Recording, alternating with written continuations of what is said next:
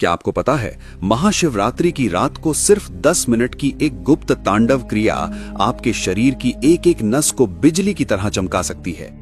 ये वो क्रिया है जिसे बड़े बड़े योगी अपनी गुप्त गुफाओं में करते हैं ताकि काल को भी अपने वश में कर सकें। अगर आपने इस रात ये 10 मिनट का महातांडव साध लिया तो आपके पुराने से पुराने रोग, मानसिक तनाव और गरीबी आपके जीवन से हमेशा के लिए भस्म हो जाएंगे। ये कोई दावा नहीं, ये स्वयं महादेव की ऊर्जा का सीधा अनुभव है। लेकिन सावधान, इस क्रिया को करने की एक ऐसी छोटी सी गलती है जो आपकी पूरी रात की साधना को राख कर सकती है। इस वीडियो का एक एक पल आपकी जिंदगी का सबसे कीमती रहस्य खोलने वाला है। आपने महामंत्र जान लिया, अर्धनारीश्वर का विज्ञान समझ लिया और शिवलिंग पूजा की विधि भी देख ली। अब महाशिवरात्रि की उस चरम रात के लिए तैयारी पूरी है। लेकिन असली खेल इन सबको एक साथ जोड़ने में है। ये महातांडव क्रिया कोई नृत्य नहीं है, ये आपके शरीर के भीतर सोई हुई कुंडलिनी शक्ति को जगाने का सीधा, तीव्र और अचूक मार्ग है। महाशिवरात्रि महातांडव 10 मिनट का रहस्य। ये क्रिया आपको 3 चरणों में करनी है। हर चरण 3-4 मिनट का होगा।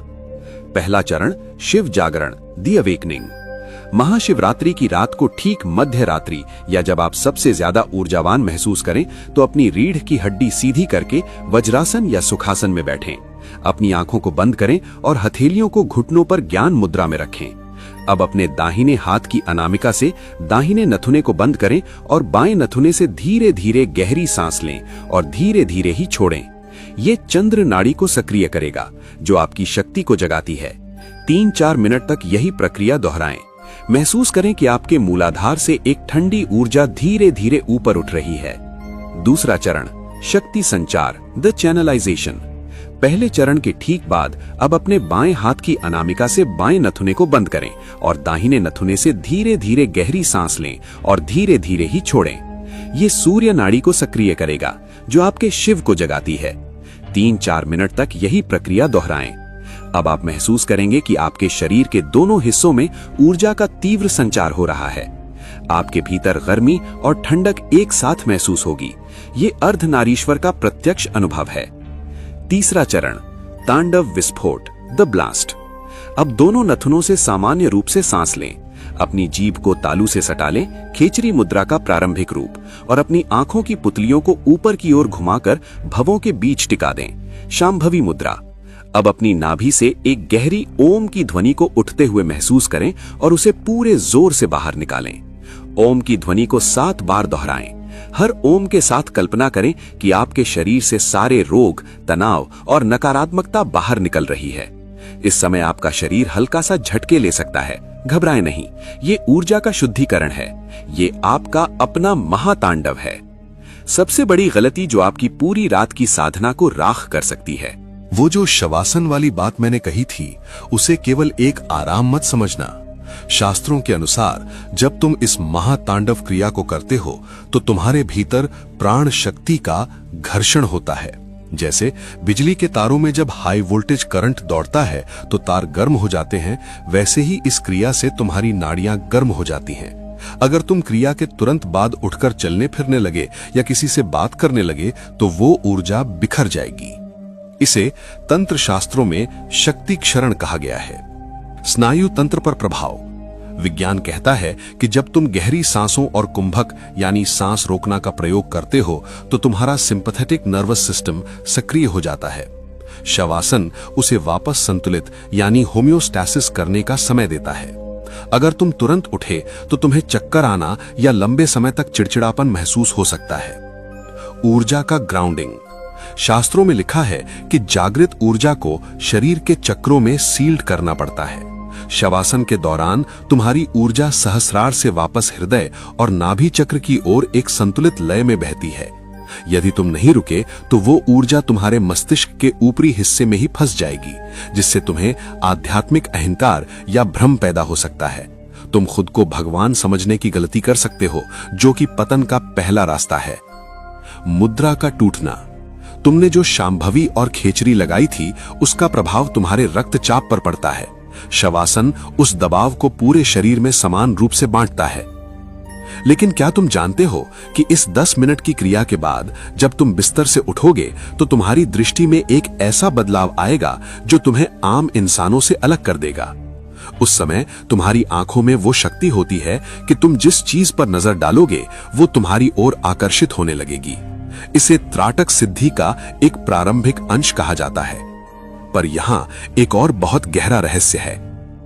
महाशिवरात्रि की उस रात इस तांडव क्रिया के बाद एक विशेष ध्वनि सुनाई देती है जिसे अनहद नाद कहते हैं।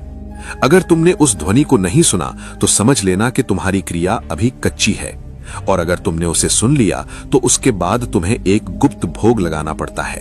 पर वो भोग किसी मिठाई या फल का नहीं होता, वो तुम्हारे अपने ही शरीर के भीतर से निकलने वाले एक रस का भोग होता है। क्या तुम तैयार हो उस सोम रस के रहस्य को जानने के लिए जिसे चखने के बाद इंसान को कभी भूख, प्यास और बुढ़ापे का डर नहीं सताता? और क्या तुम्हें पता है कि उस रात की अंतिम आहुति क्या है जो तुम्हारे सारे पिछले कर्मों को एक झटके में शून्य कर देगी?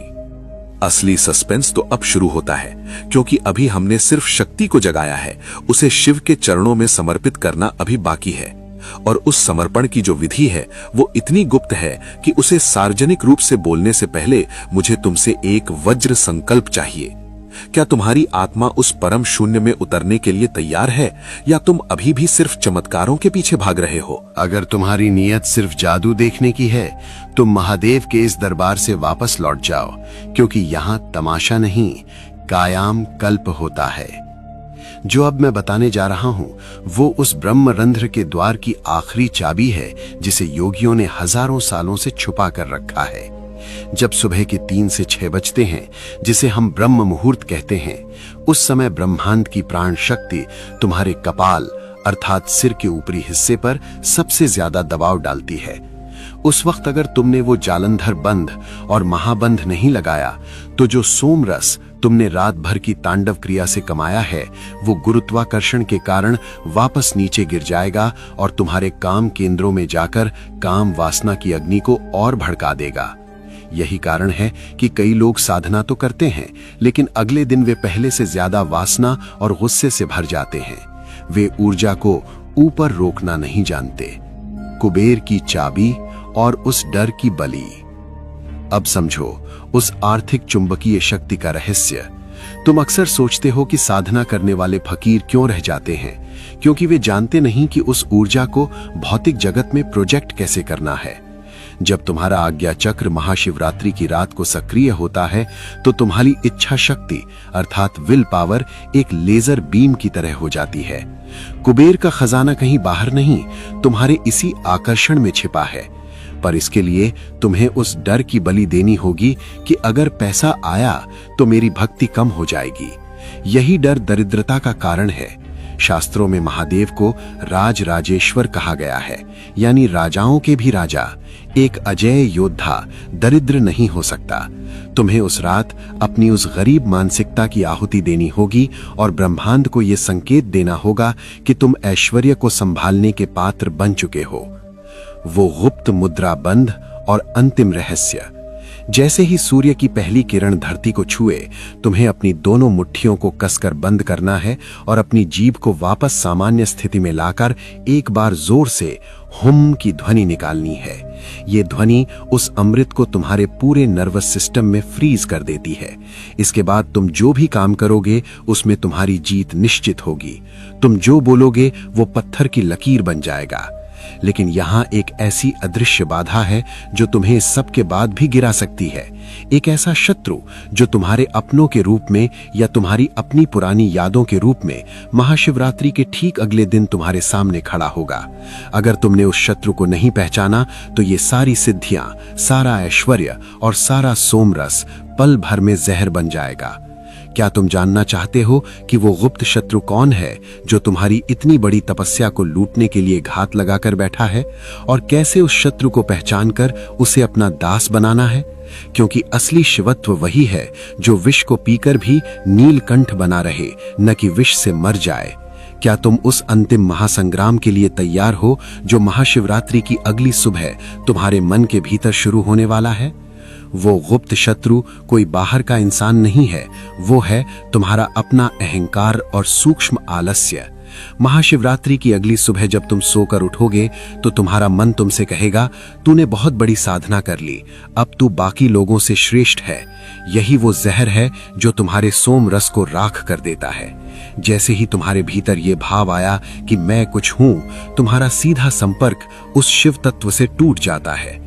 शास्त्र कहते हैं कि अहंकार वो छेद है जिससे तुम्हारी सारी अर्जित ऊर्जा एक ही पल में बाहर बह जाती है।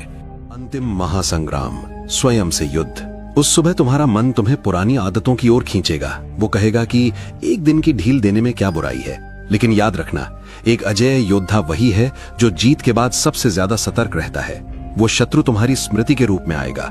वो पुरानी गलियां, वो पुराने मोह और वो पुराने चेहरे तुम्हें फिर से पुकारेंगे। अगर तुम उस वक्त उन आवाजों की ओर मुड़ गए तो तुम्हारी वो कुबेर की चाबी खो जाएगी। महादेव ने कामदेव को भस्म किया था। इसका मतलब ये नहीं था कि उन्होंने प्रेम को खत्म किया, बल्कि उन्होंने उस अनियंत्रित वासना को भस्म किया था जो इंसान को जानवर बना देती है। तुम्हारा वो गुप्त शत्रु वही काम वासना है जो साधना के बाद और भी शक्तिशाली होकर लौटती है।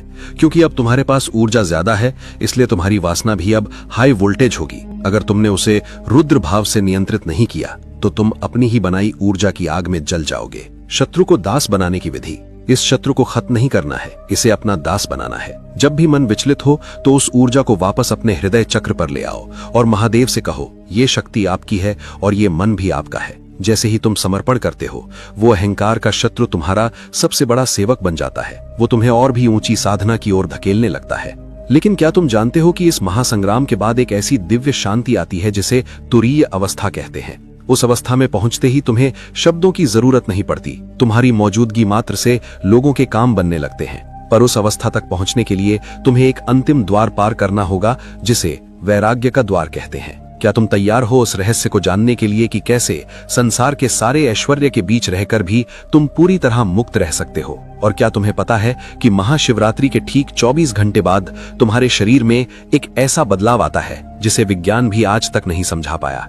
वो बदलाव तुम्हारे डीएनए तक को बदल सकता है। क्या तुम उस जेनेटिक रूपांतरण के बारे में जानना चाहते हो जो तुम्हें एक साधारण मानव से अति मानव की श्रेणी में खड़ा कर देगा? क्योंकि जो अब आने वाला है वो इस पूरी श्रृंखला का सबसे खतरनाक और सबसे जादुई सच है। क्या तुम्हारा साहस इतना बड़ा है कि तुम उस सच को पचा सको? वो सच ये है कि जिसे तुम आज अपना शरीर समझ रहे हो, महाशिवरात्रि की उस रात के बाद वो महज हाड़ मांस का ढांचा नहीं रह जाता। विज्ञान जिसे एपिजेनेटिक्स कहता है, हमारा अध्यात्म उसे कायाकल्प कहता है। जब तुम उस प्रचंड ऊर्जा को ऊपर की ओर प्रवाहित करते हो और उसे उस गुप्त मंत्र की ध्वनि से जोड़ते हो तो तुम्हारे शरीर की एक एक कोशिका का वाइब्रेशन बदल जाता है।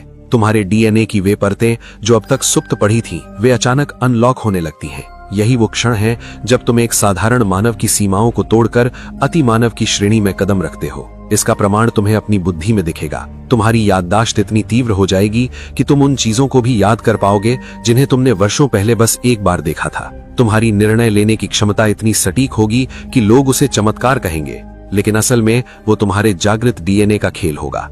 अति मानव की पहचान और अंतिम द्वार। लेकिन याद रखना, अति मानव होने का मतलब सुपरमैन की तरह हवा में उड़ना नहीं है। इसका असली मतलब है इंद्रियों पर पूर्ण विजय। जहां एक साधारण इंसान छोटी सी गाली सुनकर आपा खो देता है या एक सुंदर चेहरा देखकर अपनी मर्यादा भूल जाता है, वहां एक अति मानव रुद्र अंश शांत रहता है।